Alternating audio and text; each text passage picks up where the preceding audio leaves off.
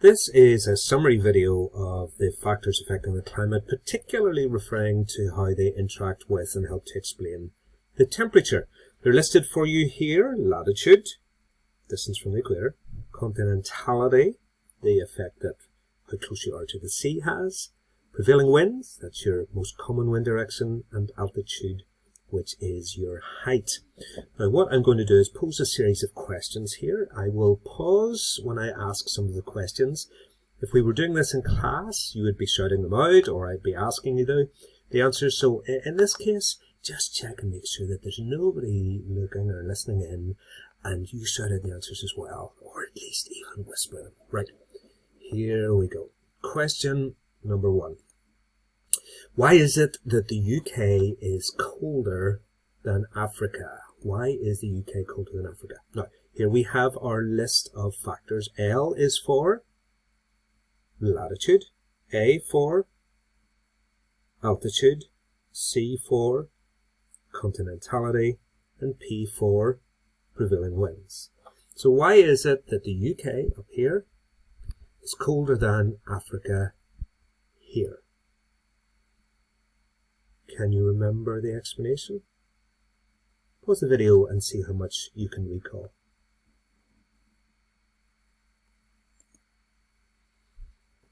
Okay, so the factors that you should have been recalling are these. Cat down to the bottom. C is for concentration of the sunlight. A is for the angle of the sunlight. T is for the thickness of the atmosphere that has to go through. Right, let's take a wee look. These two bands of incoming heat from the sun are the same width, so they represent the same amount of heat energy arriving from the sun. And around about the equator, though, that is all concentrated up towards the poles, up towards even the mid-latitudes where we live. That is starting to be spread out a little bit more. So, what about an analogy to help you with that one? Think of it like this. Think of an amount of butter on the toast. It's the same amount of butter in both cases, but in this case, this butter is concentrated right in the middle, and in this case, it's spread out. Now, it depends how much you like butter, or whether or not you would relish just chomping into that and feeling all that melting butter just oozing around your mouth as you eat it, or whether that will gross you out entirely and you'd far rather have this. But it's the same amount. In this case, it's concentrated, so at that point, it's in really maximum buttery goodness. This one, it's spread out, so each mouthful has some butter, but nowhere near as much as you would as you bite into that. So, remember, close to the equator, the butter or the heat energy is concentrated. Further away, it's spread out more, and that's the first reason. The second reason, then, that's concentration covered there. Let's take that. Next one is your angle, and that is the second factor that explains it. So again, pause the video and see if you can remember how that operates.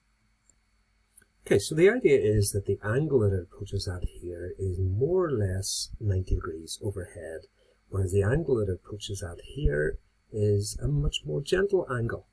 Now, our little analogy that's going to help us with this is skimming a stone. What is the best stone that you can skim? Of course, it's got to be a flat stone. But if you take a perfectly flat, absolutely brilliant stone and just drop it straight down, it is going to go into the water. So how do you make this stone skim? Here's how.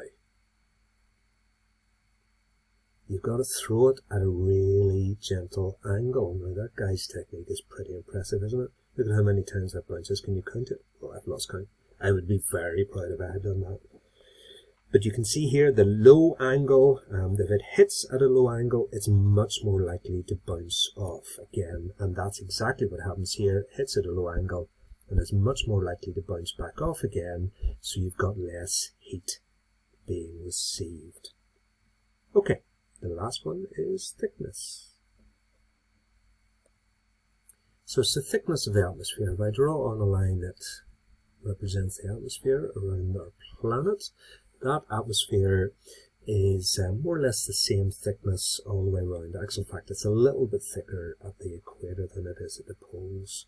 But it's not so much the thickness of the atmosphere, but how much of the atmosphere it has to pass through. Now, the journey there from the edge of the atmosphere to the planet is shorter than it is there.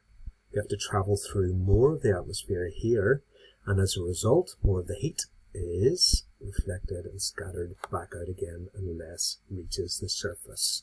So the concentration is greater at the equator. The angle of incidence, the angle of approach, is more gentle at the poles, and it reflects off. And the thickness, it has to travel through a greater thickness of atmosphere closer to the poles, and more is reflected and scattered. And that is why the UK is colder than Africa. And here comes our second question. Why is the UK warmer than Russia? Why is the UK warmer than Russia? There's the UK, there's Russia. Why are we warmer? Now, which of the factors up here? We've already done latitude, so is it altitude? Is it continentality? Or is it prevailing winds? Which one do you think it is? The answer is it's continentality. Of course it is, yep.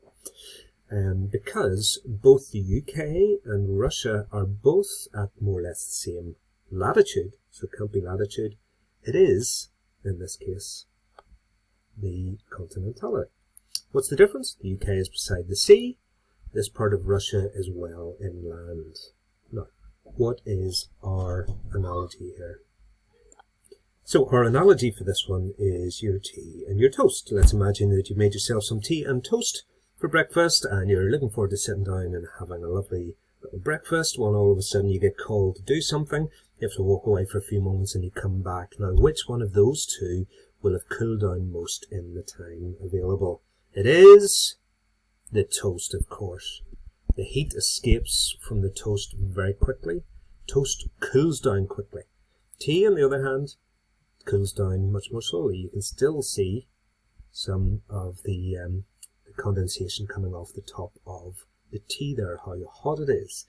So the solid will cool down quickly, the liquid will cool down slowly.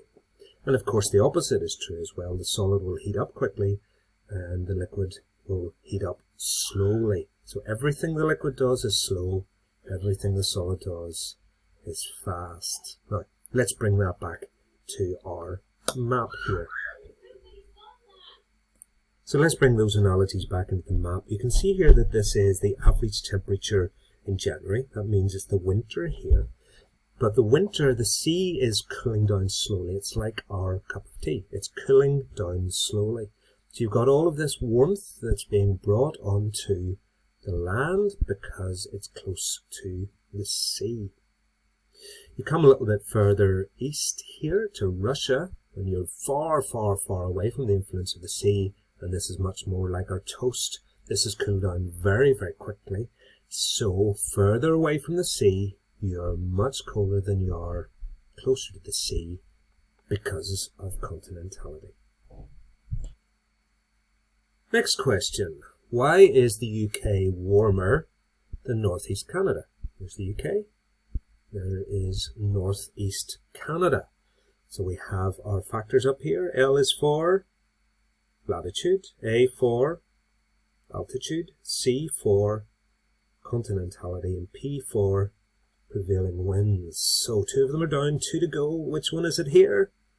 The answer is it's prevailing winds. So here comes our little analogy for this. If the prevailing winds blow from a cooler area onto a warmer area, the temperatures there are lowered. So if you have hot soup and you're blowing on it so you don't burn your mouth, the colder air from your mouth cools down the soup. Prevailing winds coming from a colder area onto a warmer area lowers the temperature. This is a hair dryer. This is the opposite case. If the winds are blowing from a warmer area, so there you've got the warm air coming out onto a colder and cooler area like your hair, then that's going to warm up your hair and dry it out. So the warm air is blowing onto the cold area and warming it up. Let's bring our analogy back into our maps. Let's see if you remember the prevailing wind direction here is westerly. So that means that from northeast Canada, the winds are blowing over here, and they're bringing all of this cold air from here to here, keeping northeast Canada colder than it would otherwise be. And that's our blowing on the soup to cool it down. Over here in the UK, however, you've got the winds blowing over the ocean, and the ocean is warmer, and that brings the warm air from here onto here, and that is like our hairdryer. And the last question is this: why is Wales colder than central England? Why is Wales colder than central England? Now, of course, we know there's only one of these left, so it must be altitude, mustn't it? Or might it be something else? Well, it can't be latitude, because they're both in the same latitude.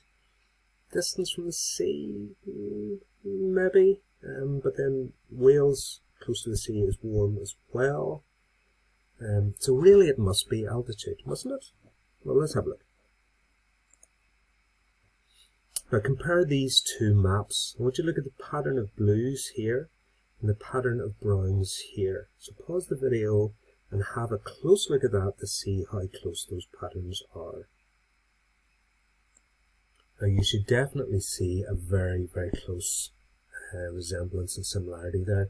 You've got the mountains here, and that corresponds precisely with that area of colder air there. You've got lower ground here, and that corresponds precisely with that area of slightly warmer air there.